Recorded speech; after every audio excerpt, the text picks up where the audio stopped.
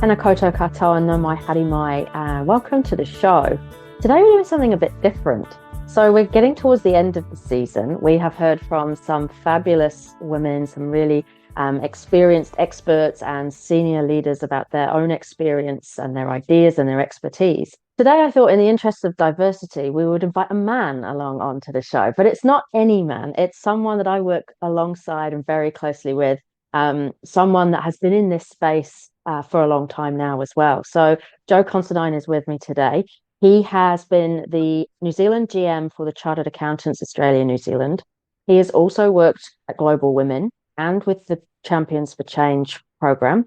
He has done some great work in the gender pay space and in the menopause space and many other spaces. So it's all over DE&I. And I think also with the work that Joe and I do with the Mobilise program, we have had an insightful couple of years chatting to male leaders about what it means to build inclusive cultures and how we can provide these environments where everybody can belong. And I think this is so important for the future of men at work, also for the future of women who have to work alongside these men at work, and also for this culture where we can all be in this together. So I'm delighted to have you on the show, Joe. Welcome. Hello, Jess. Really great to be with you, and a great privilege to be the first man on the program in the series. So, yeah, looking forward to the conversation. Thank you for having me. It's a pleasure. I mean, you and I spend a lot of time talking about this stuff, and we have some really insightful conversations. And I love how we can compare notes based on my experience of being a woman and your experience of being a man. And we always learn so much from that. I am interested to start with your journey because I think, whilst we have lots of interesting conversations about this, it's not often people get the chance to listen in. So for those that are listening in today, talk to us about your journey, particularly in this space, in the diversity, equity, and inclusion space, and what keeps you holding shining a torch on this light and really holding a passion for this work. Yeah, thanks, Jess. So yeah, I've had this funny career where the first sort of 20, 25 years of my career was quite what I would consider a reasonably traditional sort of corporate career in financial services and leadership and strategy, and loved that part of my career. I was always really interested in people dynamics and culture and how the world was changing. And I come from a family background where social justice has been a really important part of the values of my the work that my mum and dad did. And there was always this nagging feeling for me when I was sort of working in banks and in the accounting profession around what was the connection that my work was having to some of those values that I'd grown up protesting about and thinking about and talking about.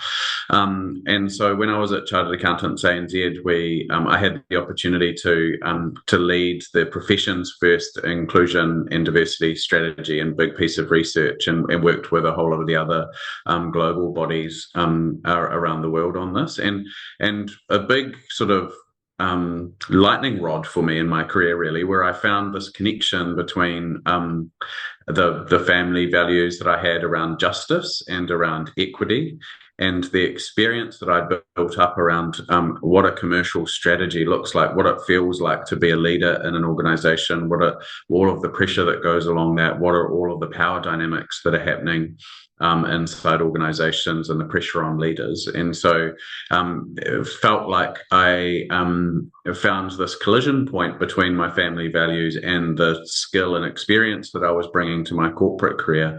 And just found that when I was doing that work, I was more and more drawn into the diversity and inclusion thinking and work, and less drawn into the general day-to-day leadership kind of organizational leadership responsibilities of the role that I was in at the time. And I had a call from Agnes Snyder and Teresa Gatting from Global Women to say, would you consider coming across to help us with the Champions for Change program? Both those wahine are very hard to say no to. And so I took this leap and haven't looked back. It's been the most rich change for me, both for professionally, but also personally, around my ability to have purpose in my work and make that link between my kind of family values and purpose and the work that we're doing now. And I'm absolutely loving it. Haven't looked back. Yeah, definitely. And to see the impact that it has as well. I love, that we've talked a lot on this show about doing work with purpose, having an impact and knowing what that is. And it just makes everything else so much easier. And I think for us as well, this sort of creation of a new world for the future. I know that for me, working in the women in leadership space for the last decade or more, there's always been this other side of the coin that yes, we need to support our underrepresented groups to flourish in the societies we find ourselves in because they're not always easy to thrive in. And then there's the other side of the coin where we also have to kind of like fix the system and get everybody else on board. And I think particularly when we talk about our male leaders, because we do know that leadership is still dominated by men. And so therefore people in positions of impact, influence, and power are still majority male. And so, how do we bring them along on this journey? And this has been one of the really interesting things about working with alongside you and our Mobilize program is actually helping men find their role in this. Because our experience is that most men want to help and, like you, want to do the right thing and have a purpose around creating a better world, but are not sometimes sure how to or whether they'll offend. And I think for me, being able to buy men into this mahi means that we create a better world for everyone when we give them the tools to be inclusive.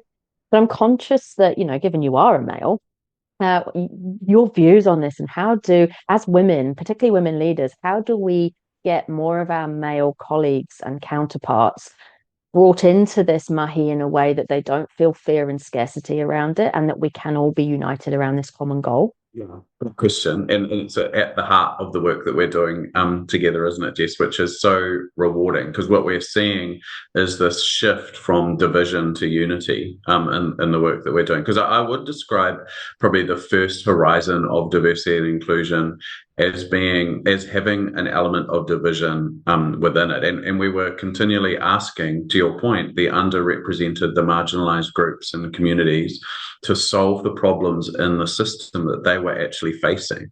And I think this is one of the advantages of me coming into this kaupapa without an HR background, is that you can kind of have an outside-in view and say, well, at a high level, what have we got? We've got an overrepresentation of men and Anglo-European men in positions of power. We've got pockets of activity happening around how we develop and empower underrepresented groups to try and work better in a system which isn't designed for them and that has bias within the system, and that's what's preventing them from succeeding. And so it was really obvious to me and I think to both of us when we started having this conversation to say, there's this huge opportunity around unity because I think the two kind of main trends in diversity and inclusion are fatigue. Like we've been talking about diversity and inclusion for a long time.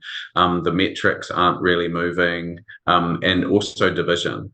That the majority groups are feeling kind of marginalized themselves around this. And again, this is a big part of my life now where I end up in lots of social situations where with other men meeting new people where as soon as I let them know that I work in diversity and inclusion, they say, oh, for God's sake, oh, that's about the targets for women and, all of that kind of thing. And so there is this underlying resentment which has been held by men, but they haven't found a space to express how they're feeling about it because it's not safe for someone inside an organization to ask a genuine question about some of the interventions that are being designed around D&I and equity, to say, hey, what about those targets for women, to have that merit conversation if they want to do that or generate more understanding or education around some of these concepts. Because if I do that, that will have an impact on my personal brand inside that organization. So what I've observed is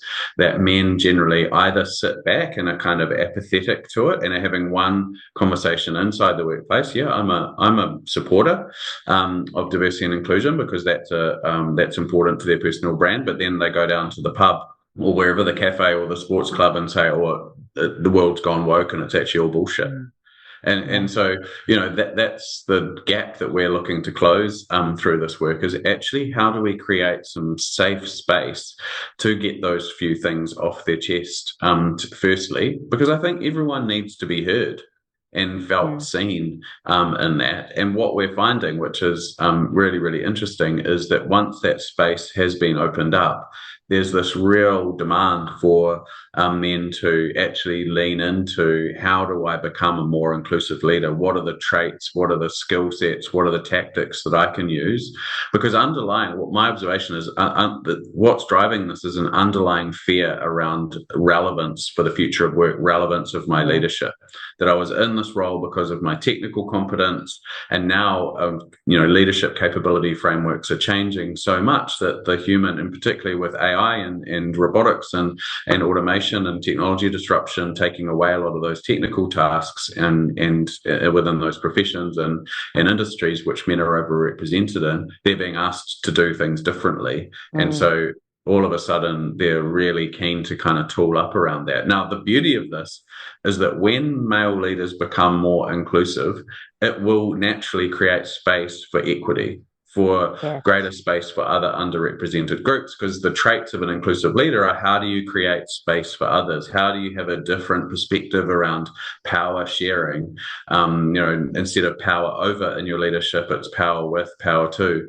And so it's almost, I think our work is doing two things. It's assisting men to retain their relevance for the future of work around building their inclusive leadership capability, but it also helps to unlock spaces and opportunities and pathways and equity for all gender identities and other marginalized and underrepresented groups to achieve, the broader objectives that the diversity, equity, and inclusion movement is seeking to. So, I think that this work around mobilizing the majority groups and finding their why in this is a critical next horizon for diversity and inclusion in order for us to make progress against some of those really stubborn metrics that we measure success against around gender pay gap, around women's representation of leadership, around Māori and Pacifica representation in leadership, and ethnic pay gaps, etc. Yeah, 100%. And it's been really interesting. It's been a really interesting journey in the work that we're doing. Is initially when we were having those conversations, that sort of safe space that you talked about to acknowledge how men are feeling, it was an insight to me because I haven't spent a huge amount of time in rooms full of men to actually hear their thoughts. And it was interesting hearing men, say things like, I feel discriminated against these days, and I can't say anything right, and I'm always accused of mansplaining, and I'm in the minority now, and if I get made redundant and I won't get a job because I'm a 50-year-old white male. And part of me was like, welcome to our world. This is what underrepresented groups have been grappling with for the last God knows how many hundreds of years. And it's interesting though to see that shift, because by having that kōrero, these men move into a space where they're then ready to open up to, oh, okay, so what are the other experiences of other people, which we can never experience because we've never walked in their shoes. And some of the aha moments that the men in the room have had around, oh, I had no idea that's what it was like for that group of people because I've never been one of those people. And starting to appreciate and learn about other people's experiences, and at the same time be open to wanting to learn more about other people's experiences, and just appreciating that there is another experience in the room to our own, and being mindful of that, and then shifting that from, this is a nice thing to do because it helps me build a inclusive belonging culture, to actually this gives me a commercial advantage in my business because we'll collaborate more, we'll have more ideas, we'll innovate. And seeing that journey and taking male leaders on that journey has kind of got me into this space where I'm thinking, yeah, this is good for everyone. This helps everyone benefit. But it's not always comfortable work, eh? And I'm sure you've been through this in your own journey, because when we talk about things like, the merit equation, I love the analogy around, it's not, when we talk about best person for the job, it always used to be skills and experience. And now it's skills and experience plus the difference that you bring. And that makes you good at the job if you're bringing difference that's not already represented around the table. But I also think there's been some really interesting kōrero we've had in the mobilized sessions around privilege, because that can be such a divisive word. And I think sometimes in the media it's been given quite a negative connotation. And I know that we always talk about this as, it's fact, not fault. And regardless of our gender, many of us have privilege, particularly if we're white skinned. And having these uncomfortable conversations, providing the space for this corridor to be heard has been a really insightful part of these sessions. And I'm keen on your views, the things that you've heard, the things that you've witnessed through the Mobilize program. What kind of sticks with you as some of the stuff that you see as being, yes, this is going to change the world. This is going to make the world better for all groups? Yeah. Um, I think that the ex-US Supreme Court Judge Ruth Bader Ginsburg said it beautifully when she said, "For the privileged, equality feels like discrimination." And I think that's at the heart of what we're talking about is that men, and particularly white men, have held this position in our system of great power. And when equity measures come up, not to kind of come up over the top of them, but actually to level the playing field, the perspective is because they've held that position for so long without any real threat to that. There's a real fight or flight response to that, particularly from a male viewpoint where, the traditional male archetype, if you like, or masculine archetype is really held around the sense of being the stoic provider, that you hold on to your self-worth around your ability to deliver financially to your family and to your community and to yourself, and when that's threatened, there's a real response. And so the breakthroughs, and we're having so many amazing breakthroughs in this, in terms of that conversation of privilege, is when the fear is taken out of that, when we ask the men "ko-wai-o," like, who am I? Or, we're asking them "ko-wai-queer," who am I? And then do the work around that, around, okay, this is the power that I hold. This is the power that my gender holds, that my ethnicity holds, that my skin color brings into play, into the workplace and into the community. Then they're able to kind of disassociate from that fear response to say, okay, I'm comfortable in my own skin, and then ask the question, with privilege comes responsibility. So what is my role here? Like, how might I use this position of power, responsibility, and privilege to open up spaces for other people? And I'm not going to lose out from that. I'm actually going to grow power with others, grow space for others. That's the big thing. You're really amazing and articulate talking about that power pie, Jess, where you say, well, we can actually grow the pie of power, and that, I think, that is a real breakthrough for leaders. That's certainly been my lived experience, is when, as a leader in my corporate life, when I found I was advocating for inclusion, or for greater representation of other people, that didn't diminish my position in the organization at all. And in fact, it's really interesting. I mean, the data shows heaps of research in the Northern Hemisphere to say when men are advocating for diversity and inclusion, this is a bit of a sad fact, I think, that when men are advocating for diversity and inclusion inside an organization, they're considered to be progressive, talent, quite commercial, quite strategic, one for the future. When women are doing it, we're advocating diversity and inclusion, it's considered to be an activist, feminist agenda that is being put forward. And the male leaders kind of say, well, that's uncomfortable for me. Yeah. And I think that speaks to, we've talked a lot on this show about the differences for women and other underrepresented groups, all genders that do not identify as male, and how things can be different. And that's another example of exactly that. And I think what this speaks to as well, particularly for women, is the more men that are advocating for this work inside their organization, the more likely this is to be heard. And I know that we've had examples of this, right? Just you and I in the work that we do, how I can say something, and then when you say the same thing, it's heard in a different way by some of the CEOs that we're working with the Mobilize program. And you're right, it's a sad fact, but it is a fact. And so I think that means that this work through Mobilize is even more important for women and underrepresented groups, because without allies, the progress will continue to be slow, and we cannot do this by ourselves. We have to bring everybody on the journey. And I feel like doing that in a way where we can add the awareness, the education, and help others see their why in this mahi, and that we're all trying to build a better world for everyone. and create these inclusive cultures, regardless of what we look and sound like. I feel like that makes a better world for the future. It has been an absolute pleasure, Joe, to chat to you today. I love doing this work with you, and let's keep doing this work because we both share a goal of making the world a better place for all groups, and particularly those underrepresented groups that may not have had the most easy journey to this point, or may not have the same ability to thrive in the current system that we find ourselves. So appreciate you, this cordial, and the work that we're doing with Mobilise. And for those that want to find out more about the Mobilise program, head to the website menasallies.co.nz. We'll pop that in the show notes. And Joe and I would love to chat to you more about the work that you're doing in your organisation in this space. Kia ora, Jess. Great to be with you.